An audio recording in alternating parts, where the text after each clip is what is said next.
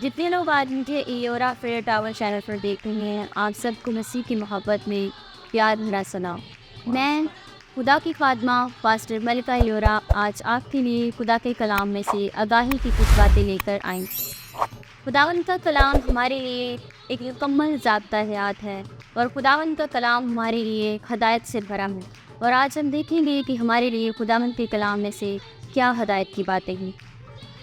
میرے ساتھ نکالیے گا متی کی انجیل اس کا 26واں باب اور اس کی 41ویں آیت۔ لکھا ہے، جاگو اور دعا کرو تاکہ آزمائش میں نہ پڑو، روح تو مستعد ہے مگر جسم کمزور ہے۔ آج دنیا میں جب ہم دیکھتے ہیں ہمارے ارد گرد، تو ہم دیکھتے ہیں سائنس نے، ٹیکنالوجی نے بہت ترقی کر رکھی، بہت ساری نئی نئی چیزیں ایجاد کی ہیں جن سے ہم بہت ساری چیزوں پر غالب آ سکتے ہیں، جن پر ہم اپنا روب، اپنا دبدبا دکھا سکتے ہیں۔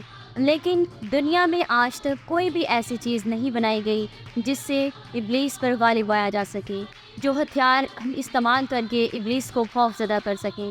کوئی ایسا ہتھیار نہیں جس سے وہ ڈرے، کوئی ایسا ہتھیار نہیں جس سے وہ خوف کھائے یا اس سے وہ کانپے اور اس سے ڈرے۔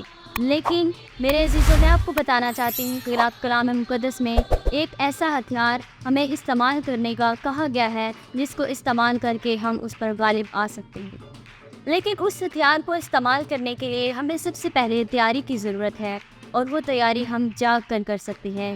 جیسے کلام مقدس میں ہم نے پڑھا، جاگو اور دعا کرو۔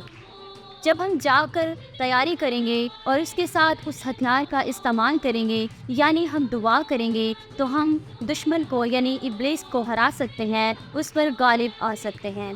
آج بہت سے لوگ ہیں جو اس بات میں یا ان سوچوں میں مبتلا ہیں، وہ یہ سوچتے رہتے ہیں کہ ہم کیسے دشمن پر غالب آ سکتے ہیں، ہم کیسے اس کو ہرا سکتے ہیں۔ تو آج کا پیغام ان سب کے لیے جو یہ بات سوچتے ہیں کہ ہم اس کو ہرا نہیں سکتے، ہم دشمن کو ہرا سکتے ہیں، ہم تیاری کے ساتھ دعا کر کے اس پر غالب آ سکتے ہیں۔ تو آج ضرورت ہے ان سب لوگوں کو کہ وہ اس کلام کو، اس آیت کو سنیں اور سمجھیں اور اس کے مقصد کو جانیں اور اس کو عمل میں لائیں، تاکہ جو ابلیس ہے اس پر غالب آیا جا سکے۔ خداوند آپ سب کو اس کلام کے وسیلے سے برکت دے۔